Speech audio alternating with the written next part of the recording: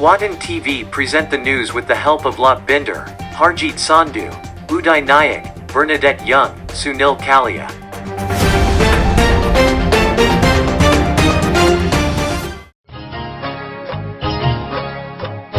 जगतगुरु श्री अविचल देवाचार्य महाराज श्री एक आध्यात्मिक नेता और भारत के आध्यात्मिक गुरु हैं। उन्हें आध्यात्मिक सलाह और अंतर्दृष्टि प्रदान करने के लिए जाना जाता है। उनके अनुयायी भाव वंदना और परम गुरु पादुका पूजन जैसी भक्ति गतिविधियों में संलग्न हैं। अनंत श्री विभूषित कैवल्य ज्ञानपीठाधीश्वर जगगुरु श्री अविचल देवाचार्य महाराज श्री का कहना है कि सबसे कठिन रास्ता वह होता है जब वह अकेले चला जाता है, लेकिन जिस रास्ते से वह निकलता है वह आपको मजबूत भी बनाता है।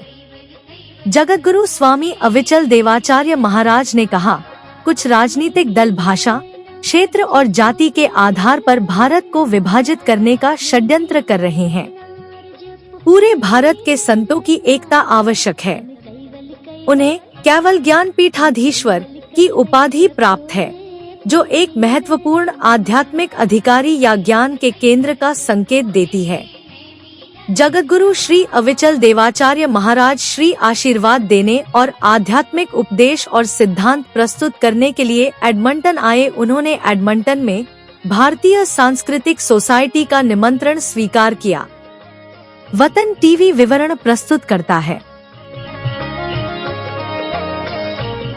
वतन टीवी के सभी देखने वाले को संजय पटेल का नमस्कार।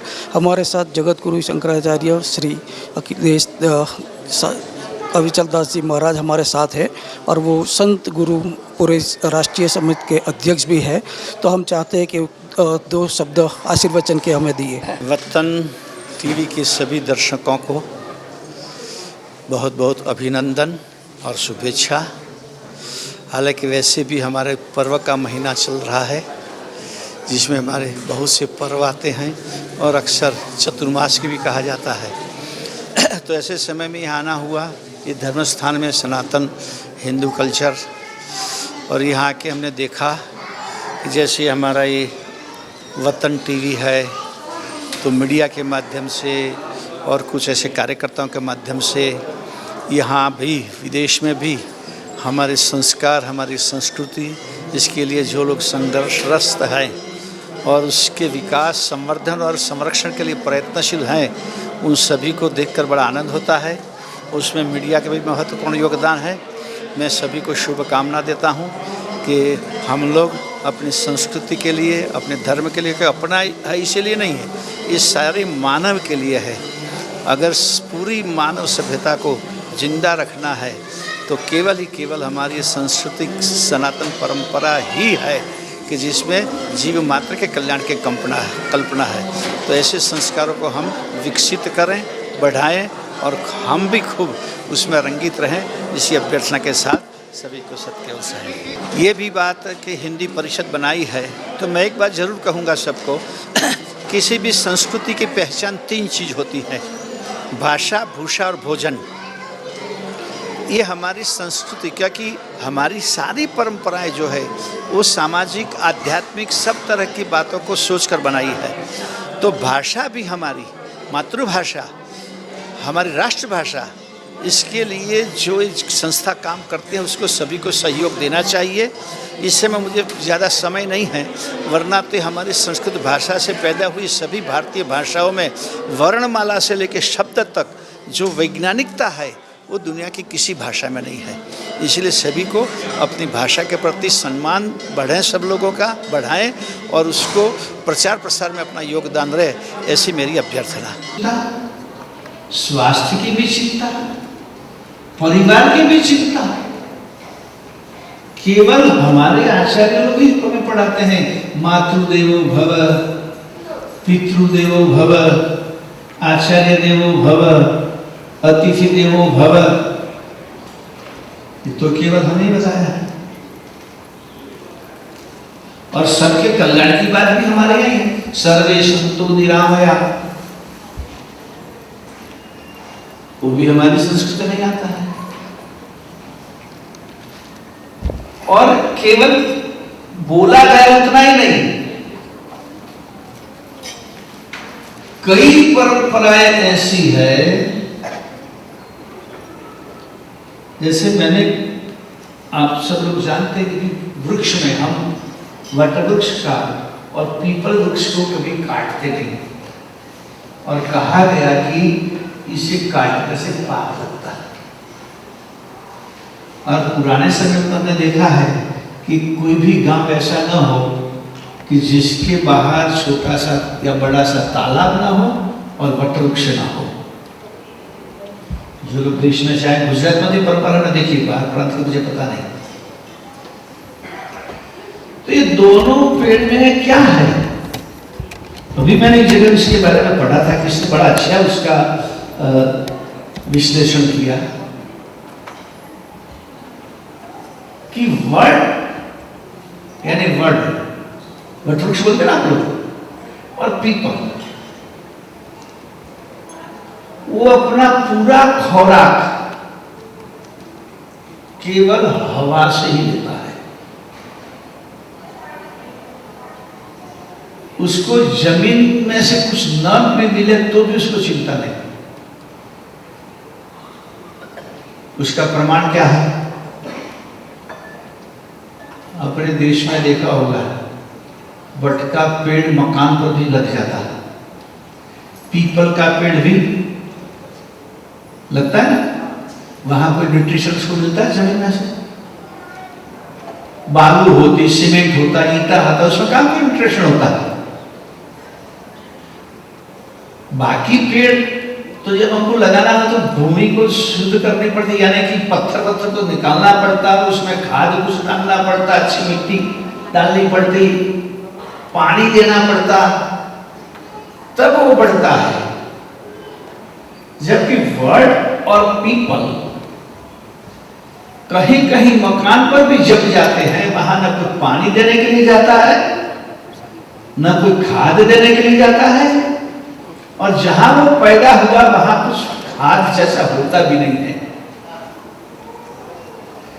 और इतनी शक्ति से बढ़ते हैं, कभी कभी अगर जो घर मालिक देखे नहीं तो पूरी दीवार भी तोड़ सकता है। तो ये पूरा अपना जीवन जो है ये केवल वातावरण से ही, तो वातावरण में कि ज्यों भी हवामान में कार्बन डाइऑक्साइड बढ़ गया, उसको खुद खाता है और ऑक्सीजन देता है। बाकी पेड़ किसी भी दीवार पर नहीं उठते, बड़े तो नहीं हो पाते, मैंने देखा है तब तक, आपको पता हो तो पता नहीं। ये दो ही पेड़ है कि जो हवा की शुद्धि में और किसी पेड़ से सबसे ज्यादा इनका योगदान है। जमीन में से उन्हें पोषण मिले ना मिले उसकी कोई परवाह नहीं, तब भी बढ़ते हैं। तो उसी तरह पर्यावरण की भी चिंता की है। उपवास आदि बात तो स्वास्थ्य की भी चिंता की है। हमारे गुरु जी कहते हैं कि उपवास करने से 3 तरह के फायदे हैं।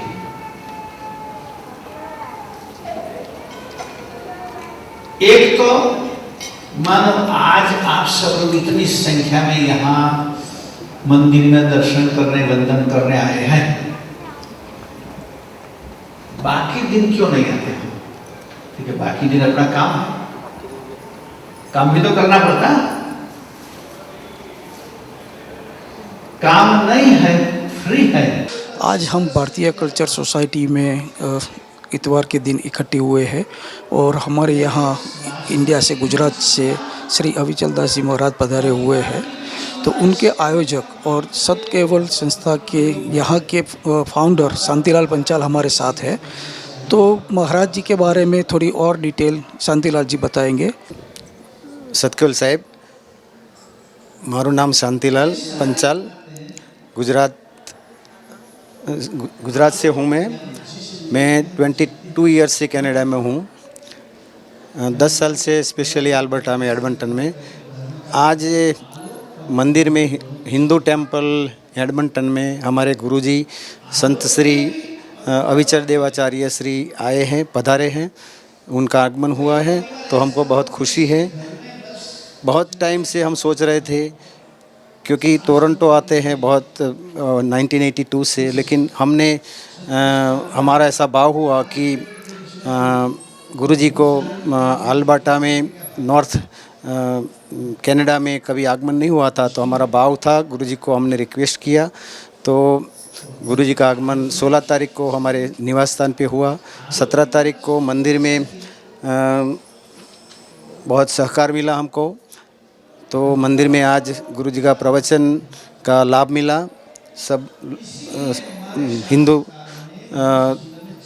तो के नाम पे, और हमको सब कुछ खुशी है। ये गुरुजी का थोड़ा मैं इंट्रोडक्शन बताऊँ तो गुरुजी सारसा गुरुगादी सारसापुरी में 19 साल की उम्र से उनको राज्याभिषेक हुआ था गादीपति का, और बाद में बहुत डेवलप किया, सतकेवल का बहुत प्रचार किया और बहुत मेहनत की उन्होंने, और वो अपना बहुत योगदान करते हैं, बहुत सेवा करते हैं। इंडिया में, गुजरात में जहाँ मंदिर हैं वहाँ आई हॉस्पिटल का निर्माण किया। एजुकेशन क्षेत्र भी बहुत संस्था गुरुजी के निवास स्थान चलती हैं, और गुरुजी का जगत गुरु का भी स्थान मिला है। और सबसे बड़ी बात ये है कि संत श्री अविचल देवाचार्य श्री चौथी बार विश्व हिंदू परिषद का संत समिति का अध्यक्ष पद बहुमति से मिला है। ये भी बहुत बड़ी खुशी की, हमारा इंडिया के लिए बहुत बड़ी खुशी की बात है।